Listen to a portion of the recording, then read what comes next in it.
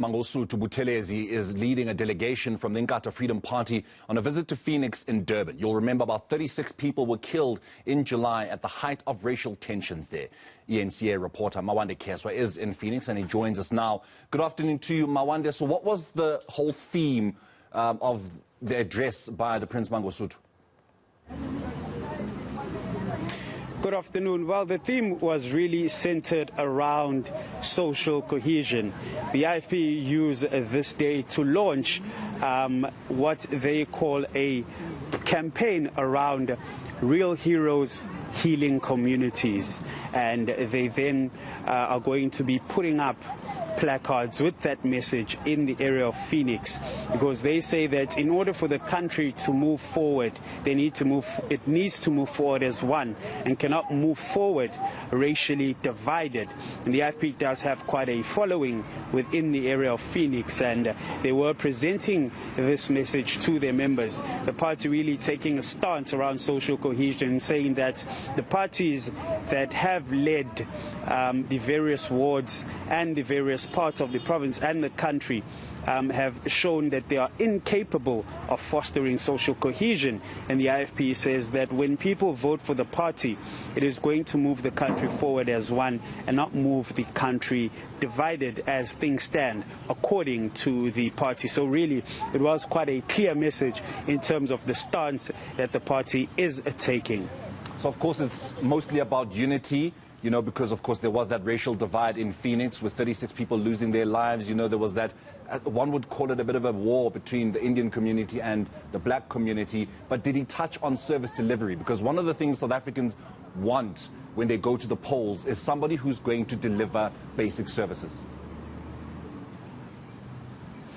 Indeed, they did touch on service delivery, saying that when you look at between 1995 and 2006, when the IFP was at its strongest and leading the municipality or various municipalities and leading in various wards, there was service delivery. A lot of the infrastructure that is part of what the backbone of the province is, a lot of that infrastructure was developed during the IFP's tenure at the helm.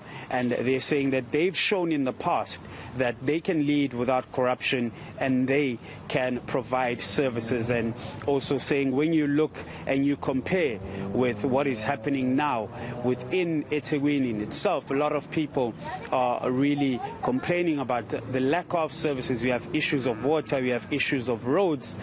Just not long ago, the IFP was in Umzumbe, where the people there do not have access to water. And Prince Mangosuthu Buthelezi is saying that they've shown that when it comes to service delivery, they can deliver. And they urge voters to do as those of the past did and vote for them in order for them to be able to put service delivery in the forefront, because they say it is clear that those at the helm have failed the people and they now want South Africa to get another chance, another shot. And the way in which South Africa can get another shot at survival is by people voting for the IFP. And they are quite confident as well that they will do well. If you look at eThekwini, they are contesting in about between 93 and 96% of the available wards. They've got about 96 candidates, if I'm not mistaken, contesting. They've got 103 contesting in about 111 wards that are available or that are there in eThekwini. So they're saying that as far as the numbers are concerned, they are quite confident that they will be able to regain power in some of those wards. And they're also looking to have quite a footprint within the area of Phoenix, where they believe their messaging and their stance can address the issue around racial tensions, the issues around service delivery, and the issues as well around corruption. And just lastly, Mawande, how was the Prince Mangosuthu's message received by the leaders of Phoenix?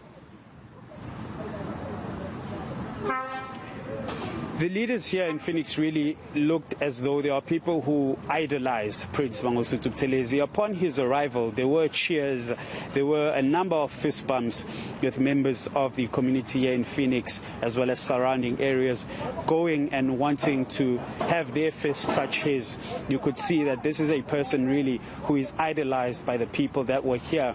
And when he spoke, people were listening attentively. When he gave his message to the people here, they were listening quite attentively. When they launched the program, they were already in possession of those posters that they are going to erect and put all over Phoenix area.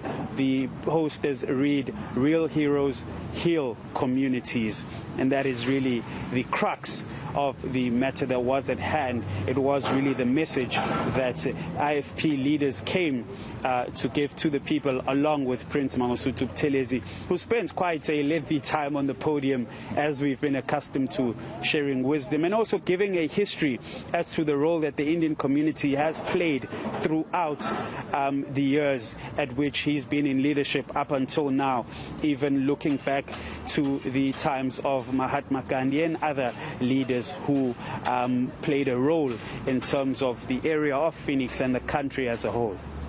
Mawande, thank you very much. We'll leave it there with you. That is our reporter, Mawande Kheswa, coming to us from Durban.